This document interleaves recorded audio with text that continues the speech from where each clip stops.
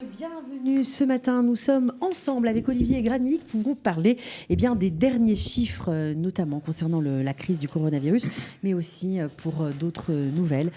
Donc on va commencer ce matin à faire le point. Bonjour Olivier. Bonjour Cathy et bonjour à tous. Avec ce matin malheureusement 3 nouvelles victimes du coronavirus en Israël. Une femme de 78 ans et 2 hommes, un qui était âgé de 77 et le second âgé de 95 ans. 6092 cas de maladie ont été recensés depuis le début de cette crise. 95 sont dans un état grave et 81 personnes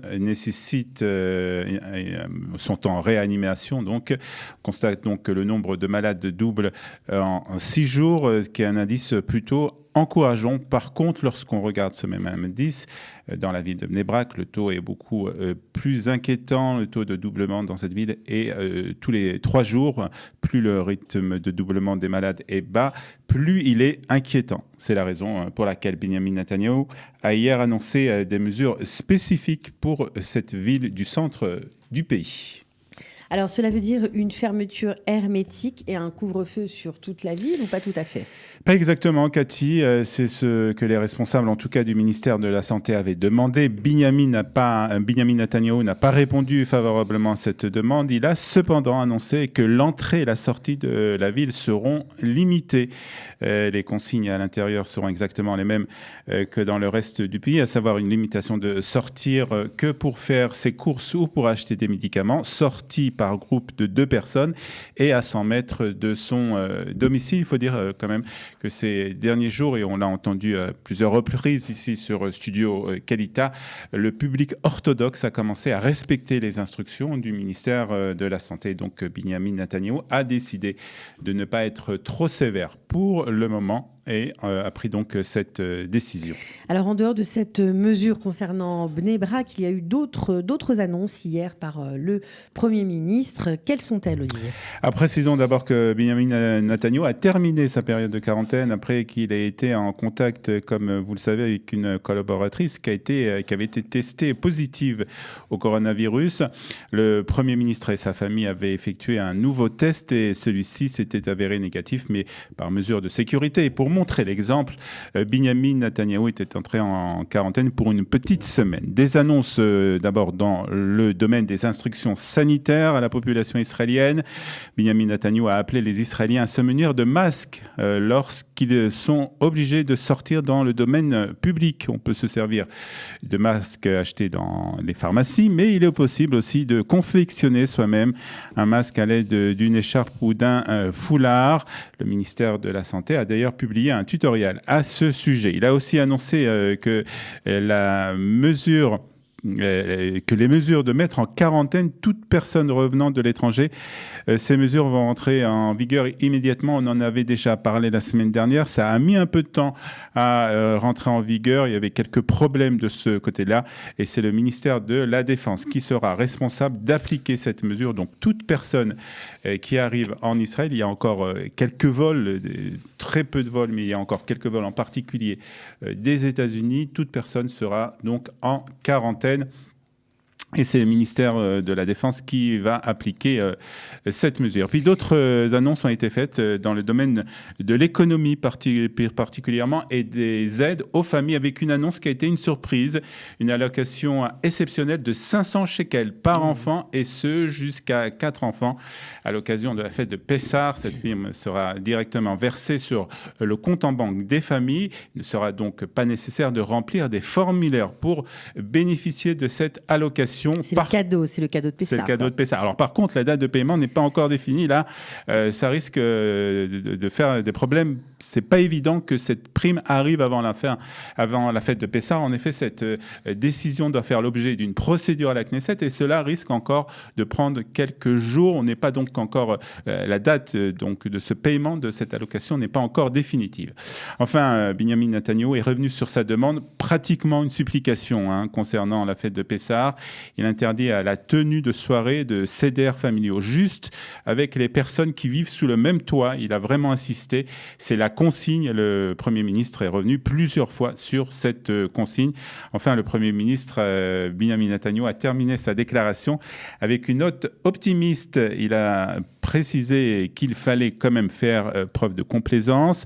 Le fait de Pessah devait être un tournant dans l'évolution de la maladie. Si le public reste discipliné, il sera possible de penser à un retour progressif à la routine après la fête de Pessah. C'est ce qu'a déclaré en tout cas hier soir le Premier ministre israélien. On l'espère, Olivier. En tout cas, chaque jour, on parle également de personnalités politiques qui sont touchées par le virus. Et cette fois-ci, il s'agit d'un ministre. Et oui, pas n'importe lequel. Au centre de la crise, exactement. Pas n'importe lequel, puisqu'il s'agit du ministre de la Santé lui-même et son épouse, qui ont été contaminés, qui sont malades du coronavirus. Cette fois-ci, on a jusqu'à présent, c'était le Premier ministre qui avait été en contact avec une personne malade. On avait aussi parlé, on avait eu des craintes pour le chef de l'état-major, mais cette fois-ci, Yaakov Litzman et son épouse sont vraiment malades. Yaakov Litzman est âgé de 71 ans. Il restera donc en quarantaine à son domicile pour le moment.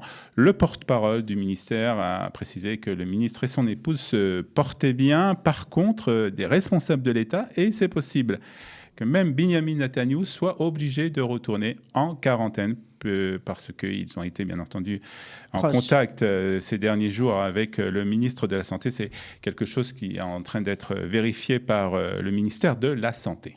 Alors on avait bien sûr beaucoup parlé au début de cette crise des tests de dépistage. Où en est-il ?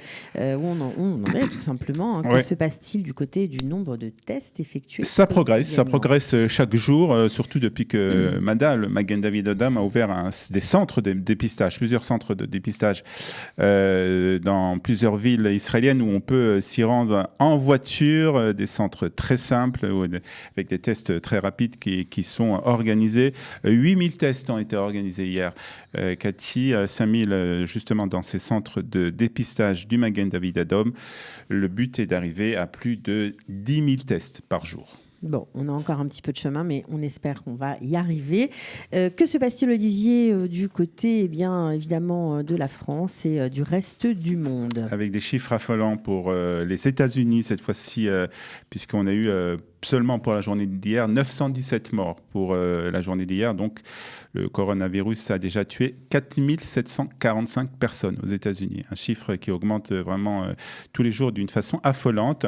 Donald Trump devrait annoncer des restrictions supplémentaires, en particulier pour la ville de New York. Des chiffres qui sont inquiétants, toujours aussi en France, avec 509 patients qui sont morts hier du coronavirus, ce qui porte le bilan total à 4032 personnes mortes en France depuis le début de l'épidémie.